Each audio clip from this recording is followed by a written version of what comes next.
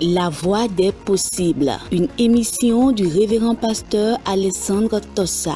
Jésus a entendu tous ces gémissements, toutes ces lamentations, il les a entendus. C'est pourquoi il m'envoie vers toi pour te porter son message. Ne crains pas, crois seulement. La Voix des possibles, l'émission par laquelle l'impossible de votre vie se transforme en possible. La Voix des possibles, c'est tous les mardis à 21h30 sur la télé évangélique. En ce moment même que tu m'écoutes, tu verras la présence de Jésus-Christ dans ta vie. Reçois ta guérison, tout simplement. Maintenant, au nom de Jésus. Suivez et soyez toujours connectés à Christ pour la transformation de votre vie. Bien-aimés, nous bénissons le Seigneur qui nous a donné encore la grâce d'être ensemble pour partager la parole de Dieu. Que le nom de Dieu soit béni. Aujourd'hui, le sujet que nous allons partager ensemble est intitulé « Souviens-toi que tu n'es pas le maître de ton souffle ». Souviens-toi que tu n'es pas le maître de ton souffle. Et nous lisons dans Ecclésiaste, le chapitre 8, le verset 8. Et Ecclésiaste 8 dit « L'homme n'est pas maître de son souffle pour pouvoir le retenir, et il n'a aucune puissance sur le jour de la mort. Il n'y a point de délivrance dans ce combat, et la méchanceté ne saurait sauver les méchants, ne saurait sauver les méchants. » Père Céleste, au nom de Jésus-Christ, parle à chacun d'entre nous. Amen. Tu n'es pas le maître de ton souffle. Et il y a certaines vérités que nous allons partager ensemble. Je veux partager ces vérités avec vous. Si donc l'homme n'est pas le maître de son souffle, alors qui est le maître? Job, le chapitre 12, le verset 10, donne la réponse suivante. Il dit, « Il tient dans sa main l'âme de tout ce qui vit, le souffle de toute chair d'homme. » Job parle de Dieu et il dit, Dieu tient dans sa main le souffle de toute chair d'homme. Donc, Dieu est le maître du souffle de l'homme. Dieu est le maître de ton souffle. N'oublie jamais cela. Souviens-toi que Dieu est le maître de ton souffle. Deuxième vérité. Mais pourquoi Dieu doit-il tenir dans sa main le souffle de l'homme? Écoutons ce que Genèse, le chapitre 2, le verset 7 dit. « L'Éternel Dieu forma l'homme de la poussière de la terre. Il souffla dans ses narines un souffle de vie, et l'homme devint un être vivant. » Donc Dieu est le propriétaire du souffle de l'homme depuis la création. Dieu est le propriétaire de ton souffle. Ton souffle lui appartient. Et Job va dire ce qui suit. Dans Job 33, 4, « L'Esprit de Dieu m'a créé et le souffle du Tout-Puissant m'anime. » Si tu te déplaces, si tu fais ceci, tu fais cela, c'est le souffle de Dieu qui est en toi et qui t'anime. C'est grâce à cela que tu fais toutes ces choses. Dieu est le propriétaire du souffle de l'homme. Ton souffle appartient à Dieu. Et c'est pourquoi tu respires par le souffle de Dieu. Et Job dit que la respiration vient du souffle de Dieu. Ouais, tu respires parce que le souffle de Dieu est en toi. Job, le chapitre 27, le verset 3. Il est clair que sans le souffle de Dieu, personne ne peut vivre. C'est dire que sans Dieu, tu n'es rien, tu ne peux pas vivre. Il est aussi clair que rien de tout ce que tu es ne t'a pas procuré le souffle de vie qui est au-dedans de toi. Non, ce n'est pas ce que tu es là. Ce n'est pas ça qui t'a donné le souffle qui est au-dedans de toi. Et il ne le peut même pas. Il ne peut même pas. Grand professeur, PDG, président, grand leader d'église, grand féticheur, ministre, président d'institution, docteur, grand docteur spécialiste et que sais-je encore. Le rang social, aussi élevé soit-il, n'acquiert point à l'homme son souffle de vie. Ton souffle de vie vient de Dieu et dépend de Dieu. Il faut que nous le sachions et que nous le retenions. Il est aussi clair que rien de tout ce que tu possèdes ne peut t'acheter ton souffle de vie. Milliardaire, propriétaire de plusieurs hectares de terrain, propriétaire de gratte-ciel partout, de voitures luxueuses. Et qu'est-ce que je veux dire encore?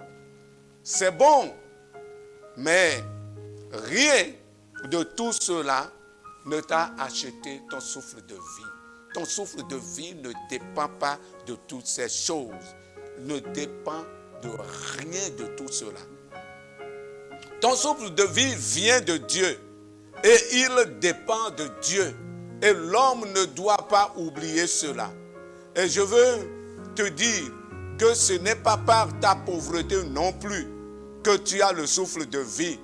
Car le souffle de vie ne procède pas d'une assistance sociale. Non, le souffle de vie est le produit de la volonté bienveillante de Dieu à l'égard de l'homme. Amen. Je dis bien, le souffle de vie ne procède pas d'une assistance sociale. Le souffle de vie est le produit de la volonté bienveillante de Dieu à l'égard de l'homme. Et le souffle de vie ne se trouve pas dans les grandes banques, dans les marchés, les grands marchés, les grands magasins, les supermarchés. Il est l'œuvre bienveillante de Dieu. N'oublie jamais cela. 3. En tant que propriétaire du souffle de vie, Dieu peut le retirer à tout moment. C'est la troisième vérité. Job 34, 14 à 15 nous dit ce qui suit. S'il ne pensait qu'à lui-même, s'il retirait à lui son esprit et son souffle, toute chair périrait soudain et l'homme rentrerait dans la poussière. S'il retirait son souffle, l'homme mourrait soudainement. Il y avait un homme riche dont Jésus a parlé dans l'une de ses paraboles.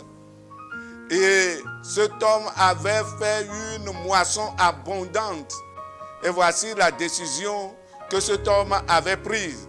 Il dit, j'abattrai mes greniers, j'en bâtirai de plus grands. J'y amasserai toute ma récolte et tous mes biens.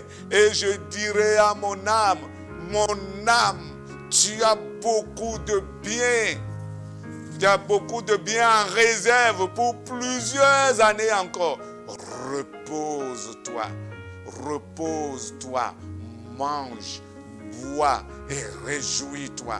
Luc le chapitre 12, versets 18 à 19. Mais voici la réaction de Dieu à son égard. Dieu lui dit, insensé, cette nuit même, ton âme te sera redemandée. Luc le chapitre 12, le verset 20.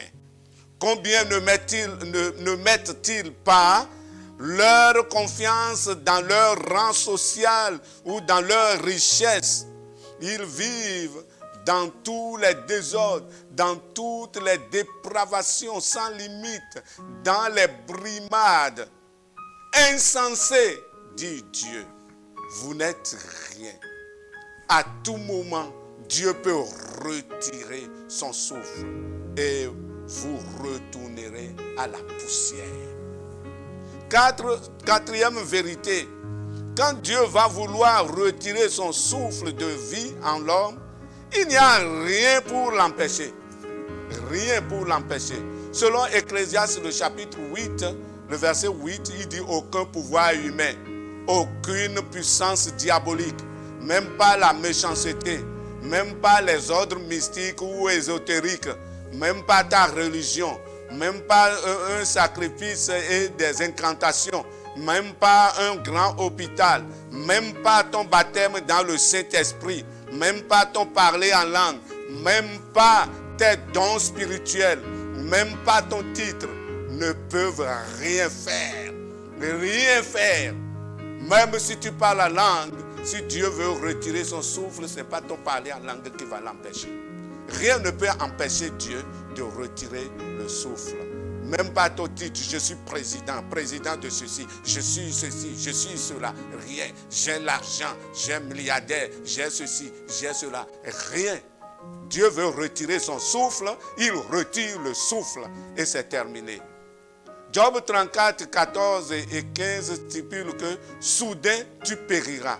Et Psaume le chapitre 104, le verset 29 dit, tu leur retires le souffle, ils expirent et retournent dans leur poussière. Ils retournent dans leur poussière. Dieu veut retirer son souffle et tu vas retourner dans la poussière. L'homme n'est rien. Le souffle ne t'appartient pas.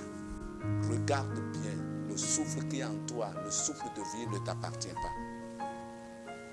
Cinquième vérité, l'homme n'est rien. Ésaïe 40, versets 6 à 7 dit, toute chair est comme l'herbe et tout son éclat comme la fleur des champs. L'herbe sèche, la fleur tombe quand le vent de l'Éternel souffle dessus. L'homme est comparé à l'herbe et tout son éclat est comparé à la fleur des champs. Tu n'es rien. Tu n'es rien. Fleur des champs.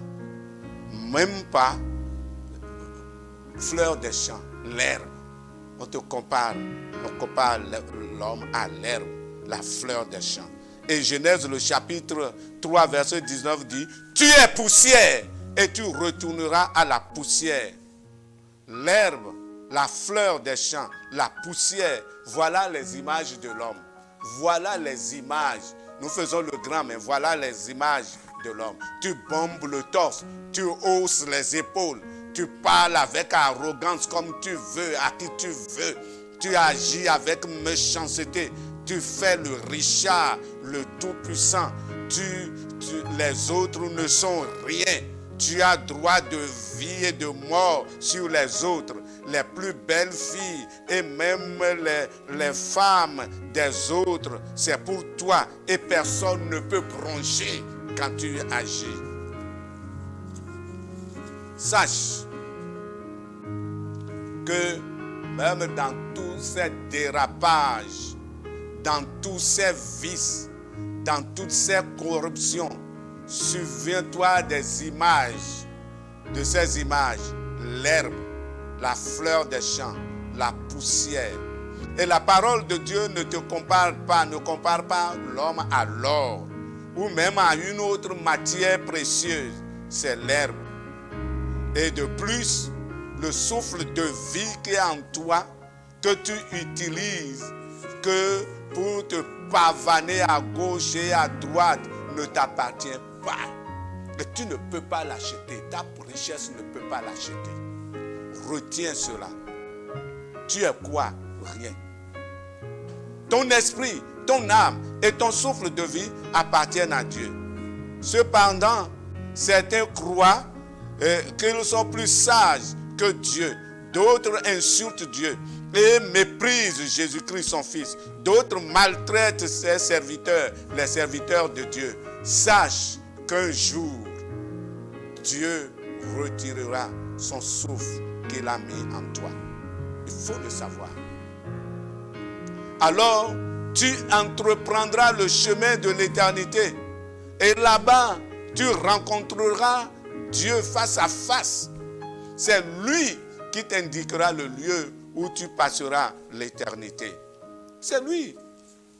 Jésus a enseigné 2 voix à entendre quand tu seras là-bas et tu feras face à l'éternité. Il y a 2 voix là-bas. La voix de Dieu. 2. Soit la voix qui félicite ou la voix qui blâme. La voix de Dieu qui félicite va dire ceci. Venez, vous qui êtes bénis de mon Père, prenez possession du royaume qui vous a été préparé dès la fondation du monde. Matthieu le chapitre 25, le verset 34. Cette félicitation concerne ceux qui auront servi Dieu en gardant la foi et une bonne conscience. Une conscience pure. C'est pour les leaders qui auront conservé le mystère de la foi dans une conscience pure. 1 Timothée, le chapitre 1, le verset 19 et 1 Timothée, le chapitre 3, le verset 9. Conscience pure, bonne conscience. C'est cela. C'est eux qui seront félicités lorsqu'ils feront face à l'éternité et ils seront face à face avec Dieu. Mais la voix du blâme dira ceci. Retirez-vous de moi, maudit. Allez dans le feu éternel qui a été préparé pour le diable et ses anges. Matthieu le chapitre 25, le verset 41. Passer l'éternité avec le diable et ses anges. Passer l'éternité avec le diable et ses anges dans le feu éternel. Ce serait terrible. Ce serait terrible. Et c'est pourquoi il y a lieu de réfléchir pendant que tu as encore le souffle de vie en toi. Réfléchis et fais le bilan de ta vie. Qu'est-ce que j'utilise le souffle de Dieu qui est en moi? Je l'utilise pour faire quoi? Pour me conduire comment? Quelles sont mes conduites? Si ta vie est ce qu'elle devrait être, gloire à Dieu. Il y a de l'espoir pour toi parce que tu seras félicité. Si tu adores Dieu comme cela se doit, tu seras félicité lorsque tu seras là-bas, face à face avec Dieu. Mais si tu utilises le souffle de vie que Dieu t'a donné pour faire n'importe quoi, pour brimer, pour faire le fanfaron, l'orgueilleux, pour faire les désordres, les vices, en ce jour-là, tu vas regretter sans solution. La Bible dit, voici maintenant le temps favorable. Voici maintenant le jour du salut. Bien-aimé, toi qui m'écoutes, qu'est-ce que tu fais?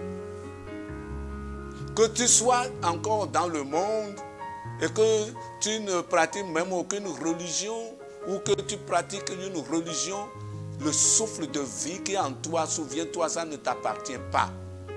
Mais que tu sois chrétien à l'église, qui fait le fanfaron, qui fait le grand, qui fait ceci et cela, souviens-toi que le souffle de vie qui est en toi ne t'appartient pas et qu'un jour le propriétaire, Dieu, va retirer son souffle de vie et tu iras le rencontrer là-bas. Et lorsque tu vas le rencontrer, qu'est-ce qu'il te dira? Félicitations ou blâme? Ou blâme?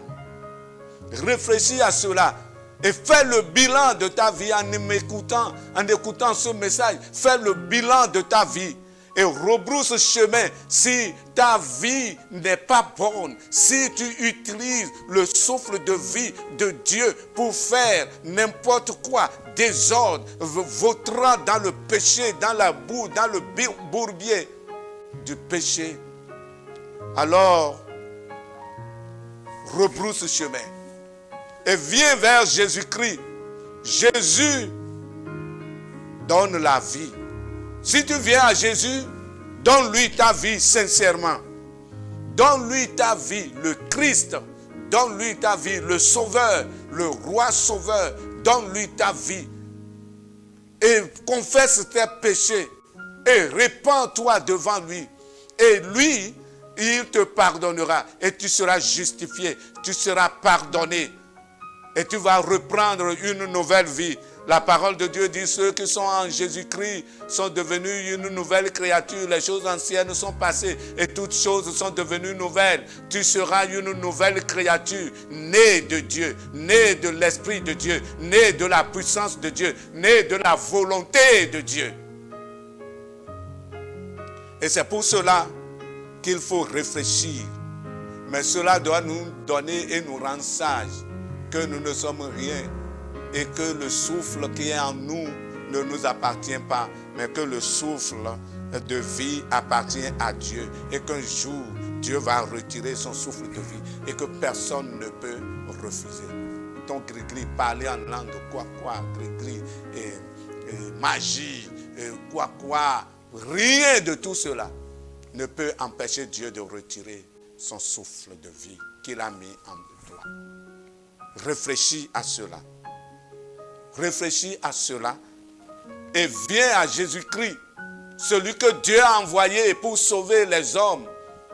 Et que, n'est-ce pas, lorsque Dieu va reprendre son souffle de vie et que tu retourneras à la terre, ton corps retourne à la poussière, alors ton âme rejoint Dieu. Et Dieu va te féliciter si tu fais ce pas-là. Que Jésus t'éclaire, que l'Esprit de Dieu t'éclaire. Et que si tu es dans l'église et tu vis n'importe quoi, tu fais l'orgueilleux, le fanfaron, c'est toi. Change immédiatement. Parce qu'il y a un jour qui vient. Mais si tu es un vrai adorateur et que tu adores Dieu dans une conscience pure, dans une bonne conscience, en esprit et en vérité, du courage, persévère jusqu'au bout. Continue jusqu'au bout. Amen. Continue jusqu'au bout. Que rien ne t'arrête.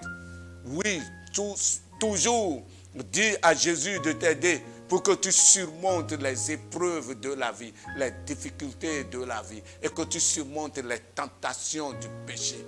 Et que, n'est-ce pas, chaque jour, tu puisses vivre dans la sanctification pour être propre lorsque Dieu décidera de retirer le souffle de vie qu'il a mis en toi.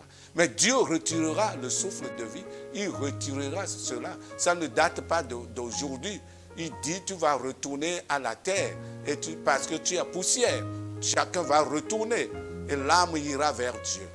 Oui, Dieu va retirer le souffle. Pendant qu'il maintient ce souffle en toi, cherche-le et fais ce qui est bien. Et cesse de t'enorgueillir, de te glorifier, de te lever. Mais fais le bien selon Dieu. Fais le bien selon Dieu. Fais le bien selon Dieu. Et tu seras une très bonne créature qui va recevoir la félicitation. Et la volonté de Dieu, c'est que chacun reçoive cette félicitation. C'est pourquoi je vous prêche ce message. Si tu écoutes, ta vie sera transformée. Mais si tu n'écoutes pas, là, Dieu t'a parlé. Tu n'auras plus de raison quand tu seras devant lui. Réfléchis bien et fais ce qui est bon. Que Dieu te bénisse et que l'Esprit de Dieu t'éclaire pour que tu comprennes la volonté de Dieu et que tu fasses la volonté de Dieu. Amen. Que toutes les chaînes qui te retiennent soient brisées. Prions. Père Céleste, que ta parole nous pousse à la réflexion. Et que, Seigneur Dieu, après cette réception, tous ceux qui ont écouté ce message prenne la décision, la bonne décision. Et que Seigneur, lorsque tu retireras le souffle de vie, que Seigneur, ils ne reçoivent pas le blâme, mais qu'ils reçoivent, Seigneur Dieu, les félicitations. C'est pourquoi, Éternel Dieu, je te demande, au nom de Jésus, que toutes les chaînes diaboliques, sataniques, qui les conduisent, Seigneur Dieu, dans les bourbiers, soient brisées et que le voile qui couvre leurs yeux, oui, soit déchiré afin qu'ils voient, oui, clair ta lumière et qu'ils viennent à toi.